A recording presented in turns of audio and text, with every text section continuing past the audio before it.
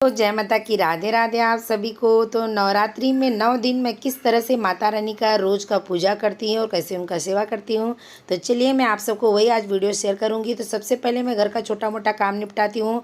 अंदर बाहर झाड़ू वगैरह लगा के धुलने के बाद मैं नहा के आ जाती हूँ। जब नहा के आती हूँ तो माता रानी के सामने सबसे पहले हाथ जोड़ के प्रार्थना करके फिर उनको अगरबत्ती तो लगा देती हूँ। उसके बाद मैं सूर्य नारायण भगवान को जल चढ़ाती हूँ।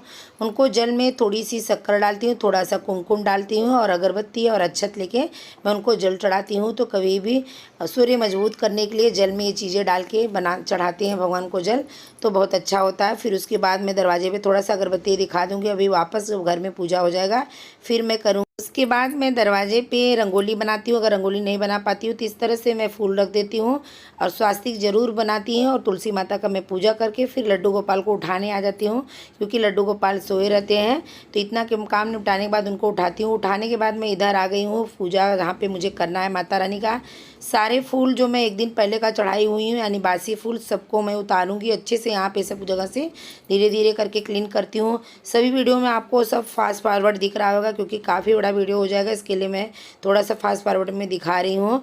यहाँ पे देखिए ये षोडश मातृका, यहाँ पे जो फूल चढ़ाई हूँ नवग्रह के पास सभी के पास अच्छे से मैं यहाँ क्लीन करूँगी। और पान का जो पत्ता रहता है जो चढ़ाती हूँ मुखवास के लिए, वो सब मैं हटा के यहाँ से अच्छे से क्लीन करने के बाद तो मैं पूजा का पूरा सामग्री यहाँ पे मतलब ला के रख दूँगी। और रात का जो फल है उसको भी मैं हटा दूँगी, क्योंकि मैं कभी भी चौकी को सूना नहीं छोड़ती हूँ, थोड़ा सा वहाँ पे फल छोड़ती हूँ। फूल उतारने के बाद इस तरह से मस्तक पे मैं ज़रूर लगाती हूँ, इससे अकाल मृत्यु नहीं होता है। तो आप भी इस तरह से फूल उतारने के बाद ज़रूर लगाया करें।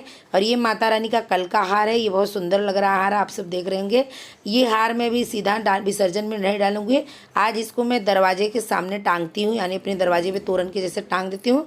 फिर नेक्स्ट डे इसको हार में के विसर्जन में डालती हूँ। मैं ऐसा हर रोज़ का यही मैं करती हूँ।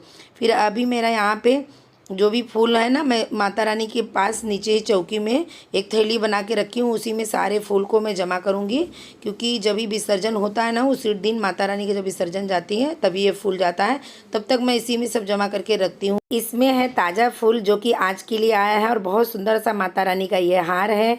तो ये हार बहुत सुंदर लग रहा है। मेरे हस्बैंड को बहुत अच्छा अच्छा हार उनको ला के पहनाने को अच्छा लगता है, तो ये ढूंढ ढूंढ के हार लेके आते हैं और बहुत सुंदर सा हार है। और ये है बेनी जो कि मैं कलश को लगाती हूँ। यहाँ पे महाराष्ट्र यानी मुंबई में बहुत अच्छा इसका मतलब काफ़ी महत्व होता है, क्योंकि इसको सुहागन औरत लगाती है। और ये फल मैंने यहाँ पे लड्डू गोपाल का भी ला के रख दी हूँ, और माता रानी का फल पान दही बतासा सब मैं व्यवस्था कर लूँगी। इसी बीच में मैं लड्डू गोपाल को भी स्नान करा ली हूँ, लेकिन पूजा नहीं कर पाई हूँ अभी, तो बाद में करूँगी। अभी एक साथ में सब नहीं होता है, पहले इधर का निपटा लूँगी। उनको स्नान करा के थोड़ा सा मैं कुछ फल वगैरह रख देती हूँ, फिर इधर अभी मैं पूजा करती हूँ। सारा तैयारी मेरा हो गया और मैं अब सबसे पहले 3 बार आचमनी करूँगी, हाथ को अच्छे से धुल लूँगी।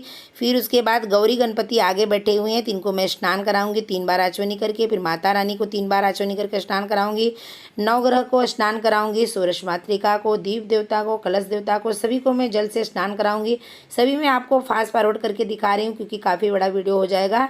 ये सब करने में मुझे 1.5 से 1 घंटा तो पक्का चला जाता है, सिर्फ पूजा में ही।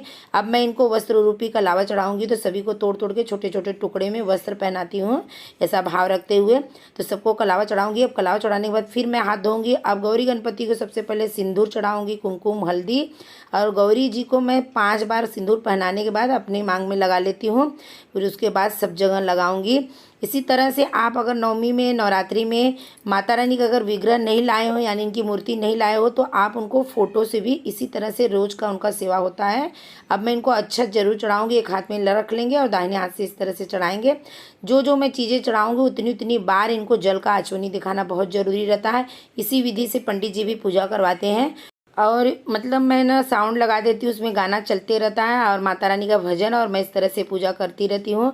और नहीं तो फिर कुछ मंत्र माता रानी का नाम जाप कुछ भी उनका बीज मंत्र बोलते हुए अब मैं बेनी पहना दूंगी। और फिर माता रानी को मैं पुरानी वाली जो बेनी है उसको उतार दूंगी और नया चढ़ा दूंगी।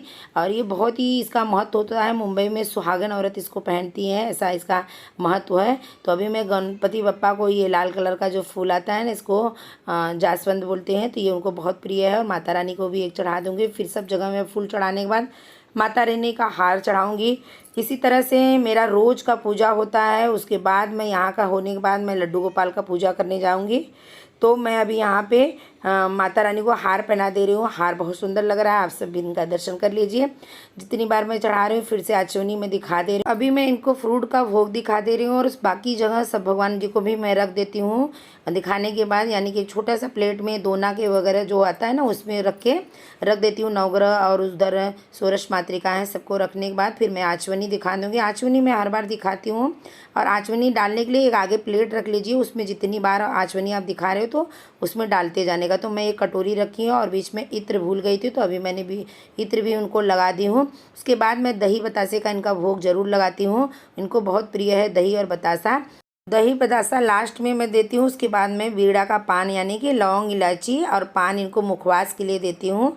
और अभी मैं यहाँ पे लौंग इलायची जितने भगवान है सबको रखूँगी, एक एक करके सबको रखती हूँ और ये रोज़ का मेरा काम है जो मैं आपको पूजा दिखा रही हूँ। उसके बाद अभी इनको मैं धूप दिखाऊंगी और आरती करूँगी।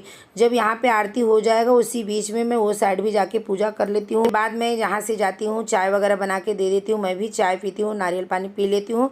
फिर जब मैं फुर्सत हो जाती हूँ तब वापस आती हूँ पाठ के लिए, तब 1-1.5 घंटा जो भी मुझे पाठ माला करना रहता है तब करती हूँ। और अब यहाँ आरती दिखाने के बाद मैं घर में किचन पे आरती दिखाती हूँ, वरुण देवता को, अग्नि देवता को, वासुदेव देवता को दिखाने के बाद बाहर दिखाने के बाद दरवाजे का मैं मेन पूजा करती हूँ, वहाँ पे भी करने के बाद आरती वापस यहाँ ले जाके रख देती हूँ।